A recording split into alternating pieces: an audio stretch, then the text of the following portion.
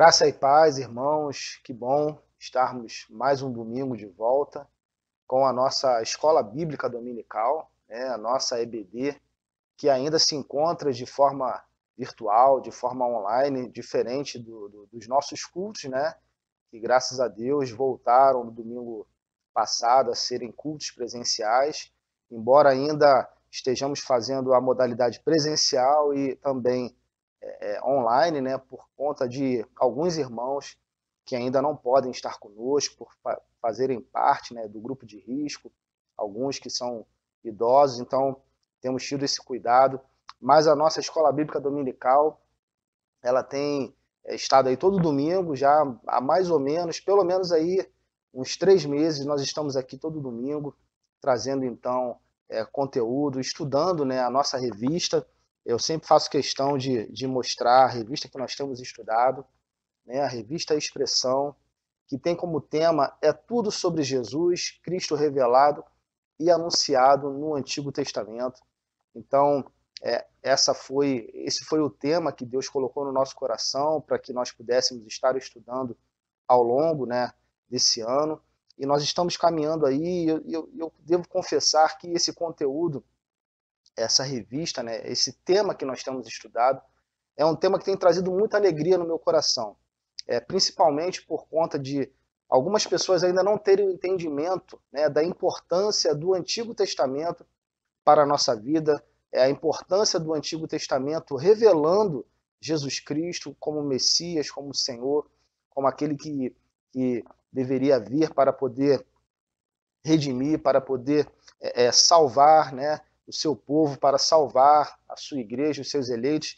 Então, nós temos caminhado, né, por todo o Antigo Testamento, né, tivemos ali, logo no início, nós vimos ali em Gênesis, vimos ali dentro do Pentateuco, caminhamos ali pelos livros históricos, caminhamos também pelos livros de sabedoria, e desde domingo passado, então, a gente tem caminhado dentro desse grupo, né, que é dividido ali, o Antigo Testamento, que é o grupo dos profetas, né, tanto os maiores como os menores também.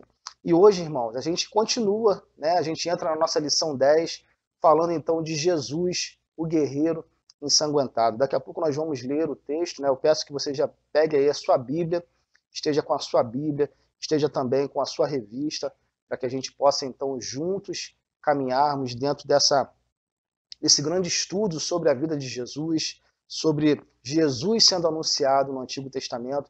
Mas eu queria antes fazer duas considerações aqui com você. E a primeira é falar, né, eu sempre tenho batido nessa tecla, né, enquanto Deus permitir que eu esteja aqui, eu vou falar sobre isso, da importância de nós estudarmos a palavra de Deus, da importância da nossa vida, né, espiritual, da nossa devoção diária, dos nossos estudos não serem pontuais, né? Não pegarmos apenas a Bíblia quando estamos no culto, não pegarmos apenas a Bíblia quando vamos para a EBD presencial, mas a importância de você diariamente você estudar, diariamente você pegar a sua revista, de você não abandonar a sua revista de um domingo até o outro domingo, você não deixar largada a sua revista, a sua Bíblia, mas de você pegar ali versículos que a nossa revista traz para nos ajudar a termos uma vida devocional e que você possa então estar estudando entre um domingo e outro. Então, que você possa ter essa prática, que você ore por isso, que você coloque a sua vida à disposição disso. Bom, e a outra consideração que eu quero fazer é que diante desses estudos que nós temos feito dentro do Antigo Testamento, que você possa entender a importância da vida, da obra de Jesus Cristo sendo anunciada dentro desse contexto do Antigo Testamento. Então, que você possa, ao ler o Antigo Testamento, você possa pedir ao Espírito Santo que traga para você essa iluminação, que traga para você esse entendimento de você conseguir enxergar ali a vida e a obra do nosso Senhor Jesus Cristo. Eu queria então que você pudesse pegar a sua Bíblia e nós vamos ler então o texto base da nossa lição de hoje, que se encontra no livro do profeta Isaías, no capítulo 63, livro do profeta Isaías, capítulo 63, nós vamos ler os 6 primeiros versículos, e vamos entender aqui então o que essa lição vai trazer para nós, como nós temos feito e vamos fazer, né? Nós temos dividido a nossa aula, a nossa lição em duas aulas e vamos fazer isso também. Hoje nós veremos aqui o tópico 1 e o tópico 2 da nossa revista e no próximo domingo nós veremos o tópico 3 e a conclusão então dessa lição. Então, Isaías 63, versículo 1 ao versículo 6, tem o título O Dia da Vingança e da Redenção. E diz assim a palavra de Deus: Quem é aquele que vem de Edom, que vem de Bosra, com as roupas tingidas de vermelho? Quem é aquele que num manto de esplendor avança a passos largos, na grandeza da sua força? Sou eu, que falo com retidão, poderoso para salvar. Porque tuas roupas estão vermelhas, como as de quem pisa uvas de lagar. Sozinho pisei uvas no lagar. Das nações ninguém esteve comigo. Eu as pisoteei na minha ira e as pisei na minha indignação. O sangue delas respingou na minha roupa e eu manchei toda a minha veste. Pois o dia da vingança estava no meu coração e chegou o ano da minha redenção. Olhei e não havia ninguém para ajudar-me. Mostrei assombro e não havia ninguém para apoiar-me. Por isso, o meu braço me ajudou e a minha ira deu-me apoio. Na minha ira, pisoteei as nações, na minha indignação, eu as embebedei e derramei na terra o sangue delas. Vamos orar. Pai, nós louvamos o teu nome pela tua palavra e pedimos agora que o teu Santo Espírito nos ilumine nossa mente, abra o nosso coração para receber esse estudo, Senhor, sobre a vida, sobre a obra do nosso Senhor Jesus Cristo. E nós somos gratos por mais esse domingo que o Senhor permite estarmos aqui para estudarmos a tua palavra. Te pedimos isso em nome de Jesus. Amém e amém. Bom, irmãos, esse livro, o livro do profeta Isaías, é um livro muito interessante de nós lermos, de nós entendermos, principalmente porque o livro de Isaías é considerado o livro de Romanos, né, no Novo Testamento, então, no Antigo Testamento. Então, Isaías é considerado um dos maiores teólogos, né, do Antigo Testamento, é considerado aí um dos maiores profetas, né, ele está dentro dessa seção dos profetas maiores, mas não porque ele seja mais importante do que os outros, mas seus escritos trazem ali conteúdos muito gratificantes, trazem conteúdos ali muito relevantes. Então, segundo alguns teólogos, o livro de Isaías é considerado o livro de Romanos, né, aqui do Antigo Testamento. E Isaías, né, que é esse profeta maior, que é filho de Amós, né, considerado, como eu já falei, o maior teólogo então do Antigo Testamento, e ele é conhecido como teólogo, né, da promessa. Ele é conhecido como aquele que traz os oráculos de Deus, que anuncia as promessas, ele anuncia, o livro dele está cheio de anunciações, né, da vida e da obra do nosso Senhor Jesus Cristo.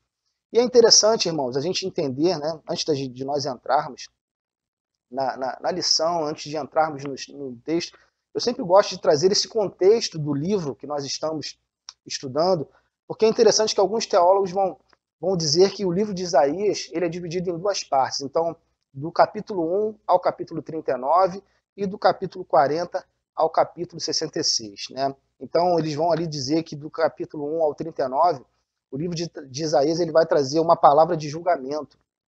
Ele vai trazer esse oráculo de julgamento, essa mensagem de Deus para julgamento para a sua nação.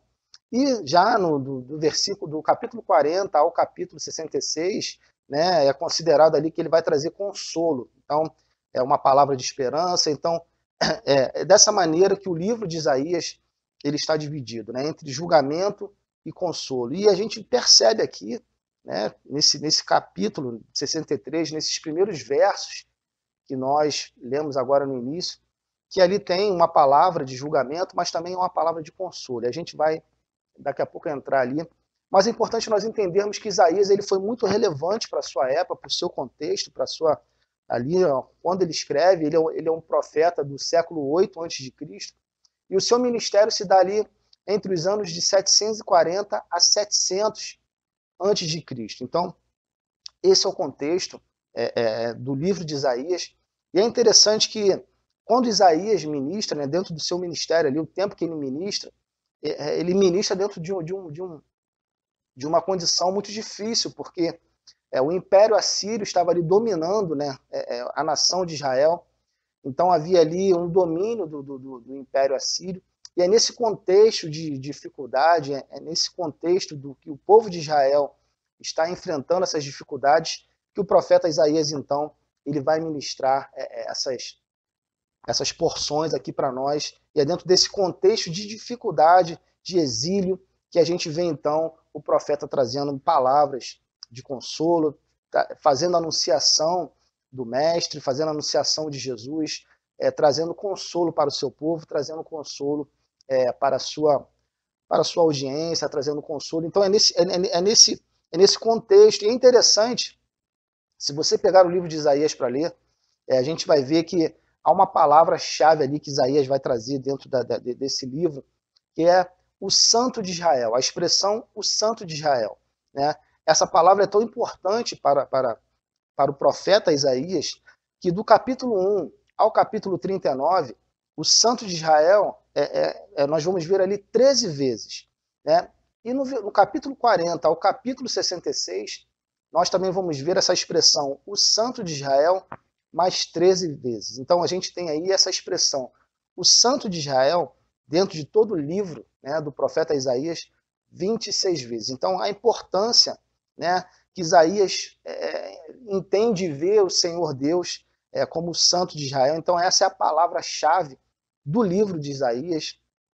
Ele vê Deus como Criador, ele vê Deus como Todo-Poderoso, mas ele entende, e a mensagem dele para a sua audiência é mostrar que Deus é o Santo de Israel. Então, é interessante a gente perceber isso.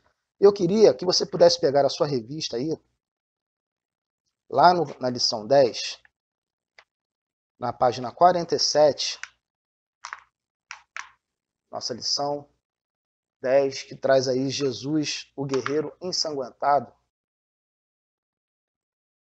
A gente vai aqui ler o primeiro parágrafo. Eu não sei se você já teve a oportunidade de ler, mas há aqui, logo nesse primeiro parágrafo, algo interessante. Na introdução, tá? Vai dizer o seguinte: há um diálogo em O Leão, a Feiticeira e o Guarda-Roupa da obra As Crônicas de Nárnia, que é muito interessante. Estão conversando a pequena Lúcia, perdão, sua irmã Susana, o senhor e a senhora Castor. Eles estão falando sobre Aslan, o grande leão, que é um símbolo de Jesus Cristo na obra. Num determinado momento, o senhor Castor diz: quem foi que disse que ele não era perigoso? Claro que é, perigosíssimo, mas acontece que é bom. Ele é rei, disse e repito. Aslan é descrito como perigosíssimo e bom. Não apenas bom, mas apenas amável. Não apenas terno, mas perigoso, perigosíssimo. E é interessante, eu não sei se você já teve a oportunidade de ver o filme, né, As Crônicas de Nárnia, e essa aqui é uma citação de um livro, eu até tenho o livro, né, tá velhinho, mas é um livro interessantíssimo, de C.S. Lewis, né, um grande escritor, um grande homem de Deus. Então, ele vai trazer essa citação logo no início da nossa revista aqui, a citação desse livro, a citação também do filme. E é interessante a gente dizer aqui que ele vai citar o seguinte: esse leão, né, que representa Jesus Cristo, ele não é apenas um leão bom, ele não é apenas um leão de amor, mas ele vai aqui trazer um adjetivo dizendo que esse leão ele é perigoso, e ele vai dizer é perigosíssimo. Né? E é interessante esse contraste que o livro, né, as Crônicas de Nárnia, trazem acerca desse leão, porque quando a gente para pensar, e a gente traz isso para a nossa realidade, quando a gente olha para Jesus Cristo, muitas das vezes nós fomos ensinados a olhar para Jesus e e apenas enxergar que Jesus foi um Deus de amor, é um Deus de paz, aquele que perdoa os pecados, aquele que suportou a cruz do Calvário por amor à sua igreja.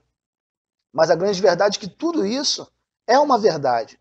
Mas quando nós olhamos para a vida, para a obra de Jesus, nós precisamos entender, e quando ele fala aqui que esse leão é perigoso, é perigosíssimo, é no sentido de que o nosso Deus também é um Deus de juízo. O nosso Deus, é por isso que o livro de Isaías, né, o tema central é o Santo de Israel. Ou seja, o nosso Deus, ele é um Deus santo, ele é um Deus que não aprova o pecado, ele é um Deus que não aprova a corrupção, ele é um Deus que não aprova a falta da verdade. Então nós precisamos entender essa analogia que o escritor começa a fazer aqui, trazendo o leão das Crônicas de Nárnia com a vida do nosso Senhor Jesus Cristo, porque muitas das vezes nós olhamos para Jesus e enxergamos apenas um Deus de amor, e ele é amor, enxergamos apenas um Deus que perdoa os pecados, mas nós precisamos entender que o nosso Deus, ele não compactua com o pecado, ele não tem... nós estudamos isso, inclusive, no Salmo de número 1, quando nós falamos do justo, né?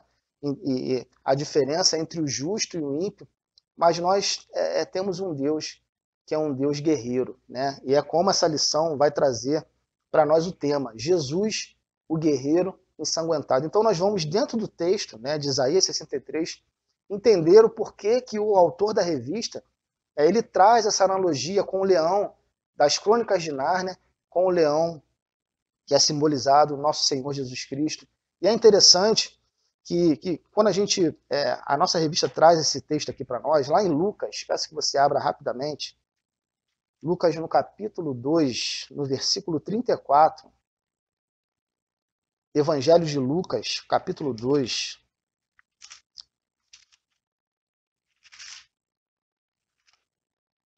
versículo 34, fala do nascimento do nosso Senhor Jesus Cristo e do homem Simeão que pega o nosso Senhor Jesus ali nos braços. No capítulo 2, no versículo 34, vai dizer o seguinte: e Simeão os abençoou e disse a Maria, mãe de Jesus, esse menino está destinado a causar a queda e o soerguimento de muitos em Israel e a ser um sinal de contradição. Então a gente percebe aqui que o evangelista Lucas, ao registrar isso, né, essa fala de Simeão, mostra essa contradição, né, que Jesus ele veio justamente para isso. Quando ele vem a esse mundo, ele vem principalmente para confundir a mente dos sábios, né, e muitos esperavam Jesus como um grande rei que viesse a nascer nos grandes palácios e sentar num trono, mas o que o Simeão vai dizer ali a respeito de Jesus é justamente isso, que ele veio para poder trazer essa contradição. Então, os homens esperavam algo muito maior, né, acerca de Jesus, mas Jesus traz essa contradição. E quando a gente olha a vida de Jesus, quando a gente percebe o nosso Senhor, a grande pergunta é como a gente enxerga a vida de Jesus. Nós precisamos enxergar então que Jesus é um Deus de amor, que ele é um Deus de paz, ele é um Deus que ele morreu em favor da sua igreja, mas ele também é um guerreiro, né? E esse texto aponta para nós, nos apresentando Jesus como um guerreiro, como aquele que guerreia, né? Alguns podem até ter achado o título um pouco forte, né? Jesus, o guerreiro ensanguentado. Mas nós vamos entender a razão desse título, nós vamos entender por que o nosso Senhor Jesus, ele é de fato um guerreiro. E eu convido então você a ir junto comigo para o tópico de número 1.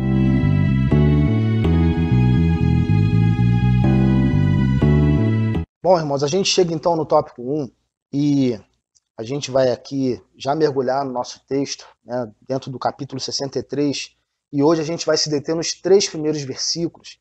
Mas eu queria chamar a tua atenção, né, e me salta aos olhos aqui, ainda no capítulo 62, um capítulo antes, aí no versículo 11, né, que vai dizer o seguinte, um pouquinho antes aí do capítulo 63, que vai dizer o seguinte: o Senhor proclamou aos confins da terra, digam à cidade de Sião, veja, o seu Salvador vem. Veja, ele traz a sua recompensa e o seu galardão o acompanha.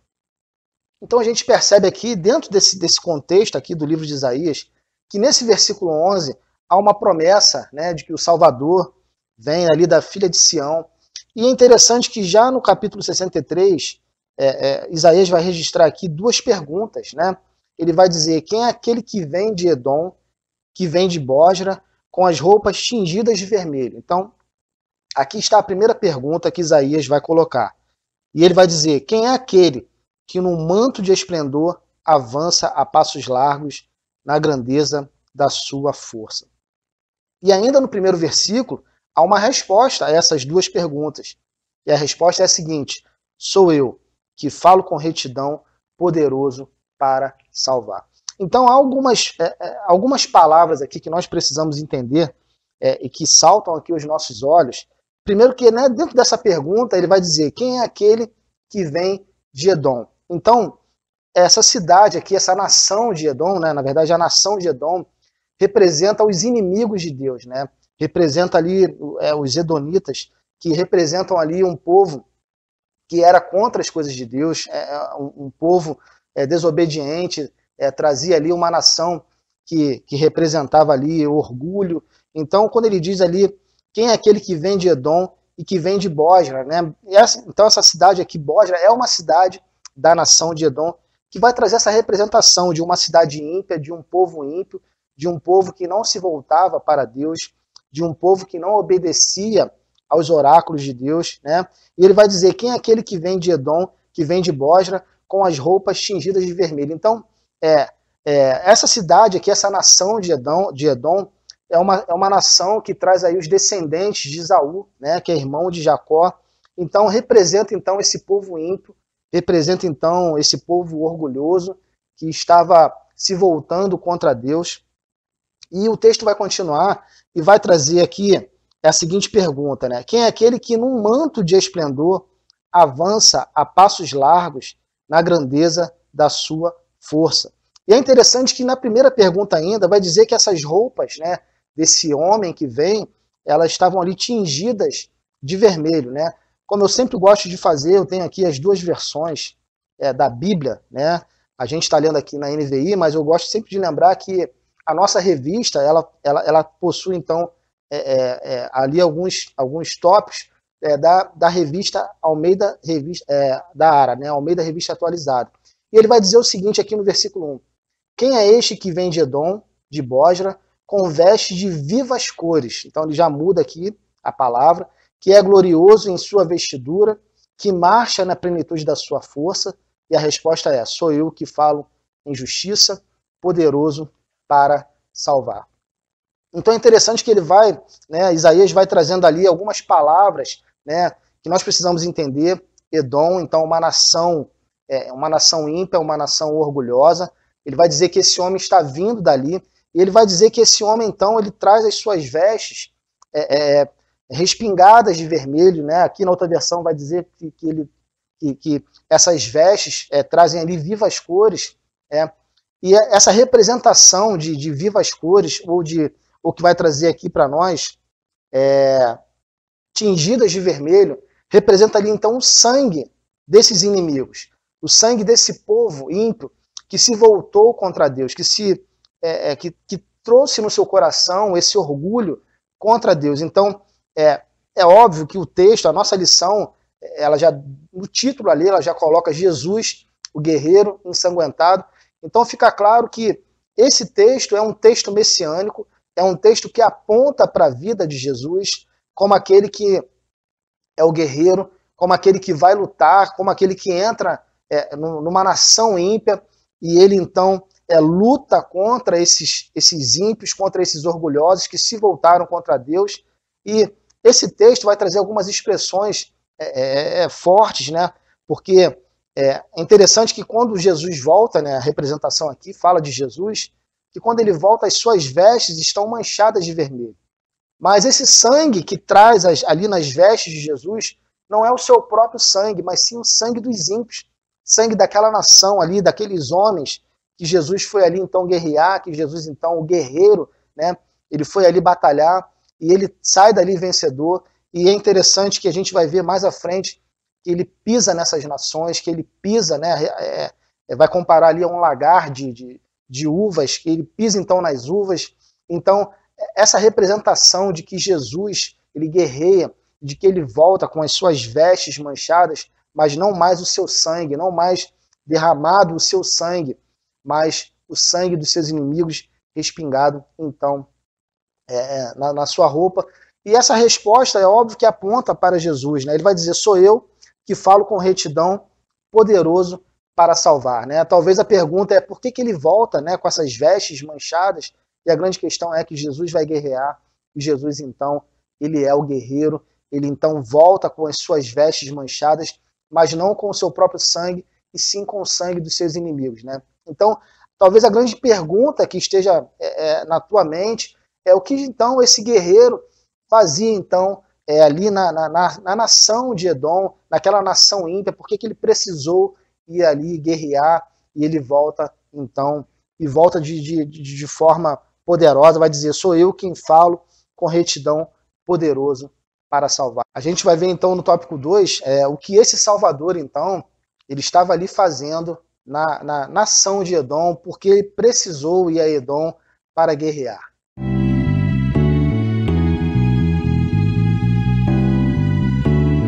Bom, é interessante que no tópico 1 que nós vimos aí, a gente falou sobre a visão do guerreiro, né? A visão que o profeta Isaías teve ali desse guerreiro, né? Ele então faz essa pergunta, quem é aquele que vem de Edom?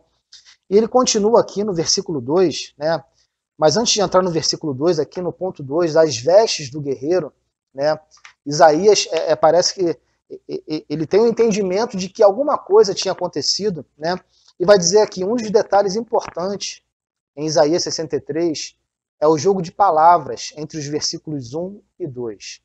Aquele que vem de Edom está com as suas vestes, Adom, ou seja, vermelhas. Aquele que vem de Bosra, que significa vindima ou lagar das uvas, vem com os seus trajes como se tivesse pisado uvas por ocasião de uma vindima.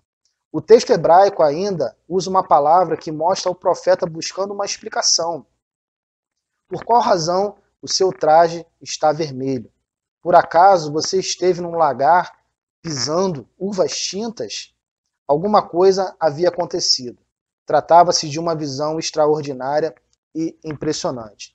Então, para a gente poder entender esse contexto aqui, a visão que Isaías tem, então, é de um guerreiro que volta, então, da nação de Edom, e ele percebe, então, que as vestiduras, né, as roupas desse guerreiro estão manchadas de vermelho. E aqui no versículo 2, ele vai trazer mais uma pergunta. Ele vai dizer, por que tuas roupas estão vermelhas? Como as de quem pisa uvas no lagar. Então, Isaías percebe que alguma coisa tinha acontecido. Isaías percebe que esse guerreiro volta, ele volta com suas vestes manchadas de vermelho, e ele faz uma pergunta, será que você estava ali, né? A razão de você trazer as suas roupas vermelhas era porque você estava pisando uvas no lagar? E é interessante que logo no versículo 3, a resposta vai dizer o seguinte, sozinho pisei uvas no lagar das nações e ninguém esteve comigo. Eu as pisoteei na minha ira e as pisei na minha indignação. O sangue delas respingou na minha roupa e eu manchei toda a minha veste. Algumas palavras que Isaías vai usar aqui me chamam a atenção, principalmente que ele vai dizer sozinho, né? A resposta desse guerreiro é sozinho eu pisei nas uvas no lagar. Então, para a gente poder compreender e resumir, né, esses 3 versículos aqui, então Isaías tem uma visão de um homem, né, que vem da cidade de Edom. A gente entendeu que Edom é uma cidade que representa os ímpios, que representa o orgulho, né? E esse homem, então, esse guerreiro que vem, ele avança a passos largos, na grandeza da sua força, e ele vai dizer, sou eu que falo com retidão, poderoso para salvar. Então aqui já é a primeira evidência que esse texto aponta para a vida do guerreiro, para Jesus Cristo. E aqui Isaías vai trazer mais uma pergunta no versículo 2, né, entendendo que aquele homem vinha com as suas vestes manchadas de vermelho, e ele vai comparar então essas vestes, né? Ele vai dizer, essas vestes vermelhas é porque você estava pisando uvas ali no lagar. E a resposta vai dizer o seguinte: sozinho pisei uvas no lagar das nações e ninguém esteve comigo. Então o que me chama a atenção aqui é a resposta desse guerreiro, que vai dizer que ele estava sozinho e que ele não teve ajuda de ninguém.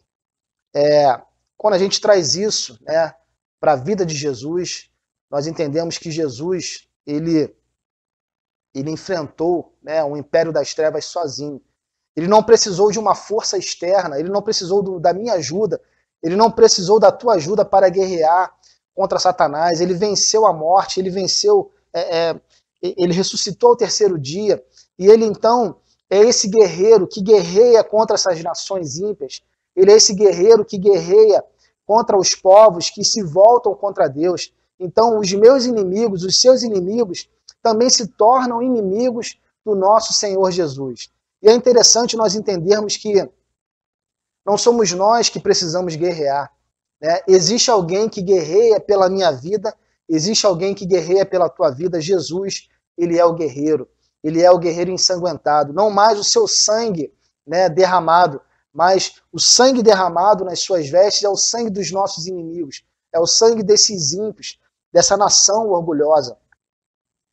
Talvez aqui essa expressão, né, que ele vai dizer, sozinho pisei uvas no lagar das nações e ninguém esteve comigo, né? Então essa é a representação dos nossos inimigos. Jesus, ele pisa, ele destrói todos os nossos inimigos, ele destrói todos os seus inimigos. Então, há algumas expressões fortes aqui que ele vai usar. Ele vai dizer, eu as pisoteei na minha ira. Então, é muito comum a gente achar essas palavras, ira, indignação. Na outra versão vai dizer furor, né?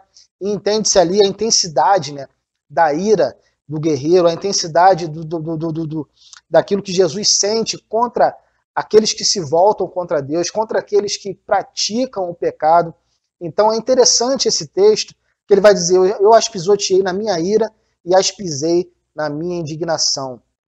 Então, nós servimos a um Deus que é um Deus de amor, que é um Deus de paz, mas nós também servimos a um Deus que é um Deus guerreiro, um Deus que tem ira. Ira contra quem? Contra o pecado. Ira contra aqueles que se voltam contra Deus.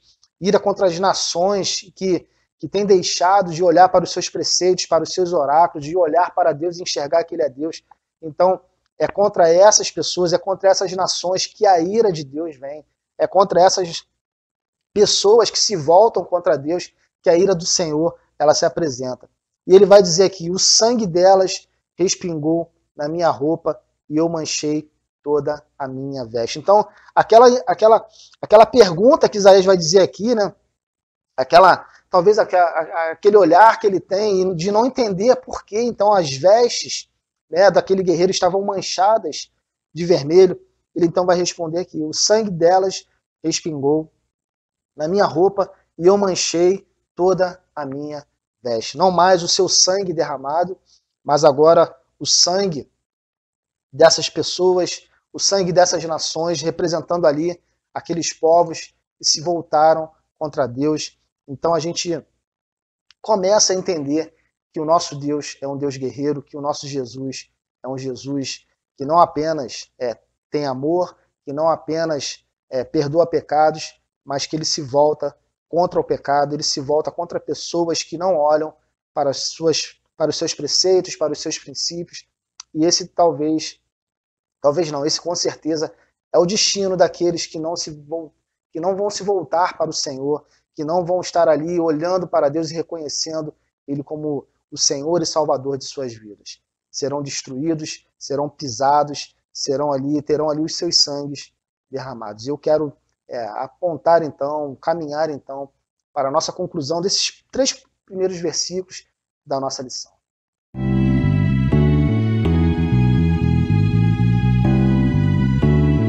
Bom, irmãos, eu quero então chegar à conclusão dessa aula, desses 3 primeiros versículos que a gente teve a oportunidade de ler, lendo aqui o último parágrafo do tópico 2, que vai dizer o seguinte: é possível que você fique horrorizado, escandalizado com essa visão. Afinal de contas, você sempre foi ensinado a pensar que Jesus a pensar em Jesus como paz e amor. Né? Alguém apenas terno, manso, inofensivo, mas esse que pisa as uvas, que pisa Edom, que pisa os inimigos de Sião, é Jesus. E veja, as suas vestes estão ensanguentadas. Você já cansou de ouvir sobre Jesus e seu sangue, mas perceba, não se trata aqui do sangue de Jesus, é o sangue dos inimigos do seu povo. Talvez você se pergunte sobre a razão que o levou a agir assim. Então, essa pergunta, esse questionamento, né, o que levou Jesus a agir dessa maneira, é o que nós vamos ver na próxima lição. Mas fica aqui muito evidente, né, esses 3 primeiros versículos que vão falar ali dessa visão que Isaías tem, né, essa visão extraordinária do guerreiro ensanguentado, que ele vai então até Edom, e Edom a gente viu, a gente entendeu que representa então os ímpios, que representa ali os inimigos, né, do povo de Deus. E esse guerreiro, ele protege o seu povo. Nós somos parte, nós fazemos parte desse povo. Então, os seus inimigos, os meus inimigos, também são inimigos desse guerreiro. Então, a nossa vida, a vida da igreja, ela está na mão desse guerreiro. Esse guerreiro, ele protege o seu povo, ele protege os seus filhos, ele protege a sua igreja contra essa nação ímpia representada por Edom, né? O sangue que a gente vê ali nas vestes desse guerreiro não são mais o sangue que ele derramou na cruz do Calvário, mas são os sangues, né, dos ímpios, das pessoas que foram pisadas, que foram destruídas por esse guerreiro. Então, a minha vida, a tua vida, ela está na mão desse guerreiro. Esse guerreiro, ele guerreia por nós, ele é todo poderoso. Como ele vai dizer aqui, sou eu que falo com retidão, poderoso para salvar. Então, ele não apenas ama o seu povo, como é um Deus de amor, mas ele guarda esse povo, ele guerreia pelo seu povo, ele luta pelo seu povo, ele pisa, né, nas nações por amor do seu povo, por amor daqueles que andam em retidão à sua palavra. E esse povo somos nós, né? Aqui Sião representa a igreja, representa os filhos desse guerreiro, desse Deus. Então, por amor a Sião, ele então destrói Edom. Então, ele não é apenas um Deus de amor e paz, embora seja um Deus de amor e paz, ele é um Deus de justiça, ele traz juízo, ele é fogo consumidor, a sua palavra diz isso, que ele é fogo consumidor. Então, a minha vida, a tua vida, ela está nas mãos desse guerreiro, esse guerreiro ensanguentado, esse sangue que não é mais dele, né? Esse sangue que representa ali o sangue das nações ímpias que foram destruídas por esse guerreiro.